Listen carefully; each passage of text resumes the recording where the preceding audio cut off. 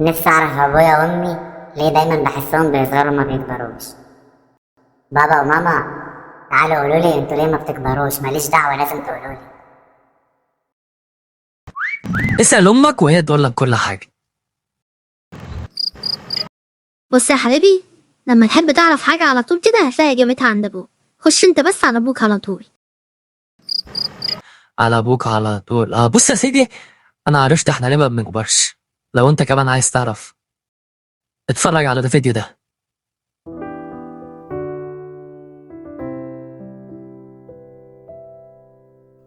لسه ما كبرناش نهائي. كل السنين اللي احنا عايشين جوا منها ما كملتش في عمرنا. تانية ابتدائي، السنين ارقام وبس، وبصراحة ما تتحسبش. عمرك لقيت خامة الدهب اتغيرت؟ مهما السنين عدت وراحت فالدهب لسه بيلمع. في ناس بتشبه للدهب، العمر مهما يعدي بيهم بيعدوا عكسه. الزمن لو حب يرفعهم لفوق بينزلوه ويقص نصه. في ناس تبص لها النهارده وتيجي بعد سنين كتير تلاقيها صغرت عن ما كانت. اللي قلبه لسه ابيض واللي ضحكته ماسكه وشه عمره ما يحس المتاعب.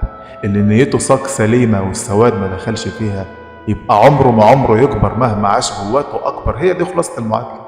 سنين لو جت علينا فاكيد هنبقى مزعلينها، لكن طالما بنصاحبها يبقى عمرها ما تزاحمنا. طول عمرنا بنمد ايدنا للجميع، لا سرقنا حد على المجرة، ولا كلنا لقمة حرام في مرة، ولا بعنا واحد كان شارينا. مسك الختام بنلاقي قدر ما نستحق، ونلاقي عمرنا هو راخر عامل دايت بيخس لينا. الدنيا برضك علمتنا من زمان انك تدين فتدان وجوبي، وانك تهين تتهان ده لازم، وانك تحب الناس بجد حط خطين تحت كل حروف بجد. هتلاقي ان انت عمال كل يوم بتحس نفسك لسه مولود الليلاتي، واللي دايما عمره يوم عمره ما بيكبر نهائي. كرمك لخلق الله يكفي ان كل الناس تشوفك عمال بتصغر كل حبة. اللي يوهب روحه للغير انه يسعد بيلاقي بركة في كل حاجة، والعمر منه بيستخبى.